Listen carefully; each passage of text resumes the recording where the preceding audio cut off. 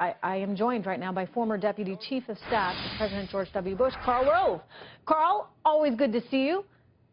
Thanks, Trish. Good to be on. You know, I talked to you a few weeks ago. Actually, I think it was back out in Cleveland, and you were pretty critical of Trump at that point in terms of his inability, you thought, to take advantage of certain situations. As you explained that Clinton was a poor candidate, and he wasn't really doing enough to take advantage of that. Do you think that that has really begun to shift? Is he doing enough now? Well, I think he's doing much better. The last 3 weeks have been good. You saw it today in Iowa. First of all, he's in Iowa rather than being in Connecticut. Remember, at the end of May, he was saying, I'm going to conduct my battleground states that I'm going to win are California, New York, Oregon. There are going to be 12 more that I'm going to be talking about. And then he went to places like Connecticut, where he has little or no chance of winning. But in Iowa, which was won by Barack Obama twice, last won by the Republicans in 2004. He's actually ahead in the Real Clear Politics average. And by going back to going back to Iowa, you got factory workers in the eastern side of the state that are worried about their jobs. You got farmers in the western part of the state. While they didn't like him in the caucuses, they sure as heck don't like her.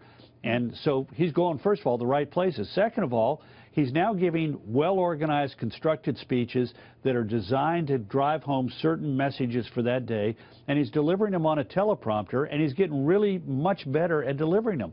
This was a conversational address. You just saw it.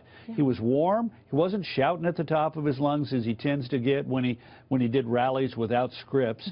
and instead, he's having a conversation with the people in the room, and more importantly, the people who are watching it on television. So I thought it was a really good speech today, where he hit the points he wanted to hit about her, and the email, he made it topical by drawing on things that were happening today, the testimony happening before Congress. This is the kind of thing that you need to be doing each day, every day, day in and day out in a presidential campaign to drive it home. So, Karl, a very positive assessment there from you. My question is there enough time left? Do you think that he can actually find a path to winning the Electoral College now? Well, he's got a very narrow path. He's got to win all the states that Mitt Romney carried, which is 206 Electoral College votes.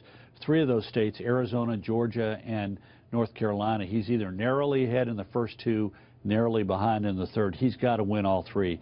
Then he's got to pick up Florida. She wins Florida and all the states that the Democrats have won in the last 6 elections, and she's president. He's got to win Ohio. No Republican ever been elected president without it, but that still only leaves him at 253. That's why he's got to cobble together 17 more, either by winning a big state, Pennsylvania, or winning a state like Iowa with 6 electoral votes, and cobbling together votes from, say, New Hampshire and or Michigan, or Nevada and Iowa and Michigan, or Nevada, Iowa, Wisconsin. He's got to find another way, and it's really going to be difficult. So what's the path to doing that? Is it bringing over some of those disenfranchised Democrats, people that normally would have voted, say, for Barack Obama last 2 times around, but feel as though economically they have no real path, they have no real future now? Well, I think that's part of it, but that's insufficient. He still has a problem with soft Republicans in the suburbs. You saw where President Obama was. He was in Philadelphia. Why? Because in Philadelphia, he carried the city of Philadelphia by more than 500,000 votes in both 2008 and 2012. Mitt Romney won the entire rest of the state. Wow. But lost the state simply because of the vote total coming out of Philadelphia. And what he's trying to do is not only energize the inner city turnout, but he's trying to get to those soft Republicans and independents in the collar counties around Philadelphia, Bucks, Montgomery, Delaware, and Chester, that he carried, that Obama carried 3 of those 4 counties in 2012. He's trying to get those people to stay in the Democratic column.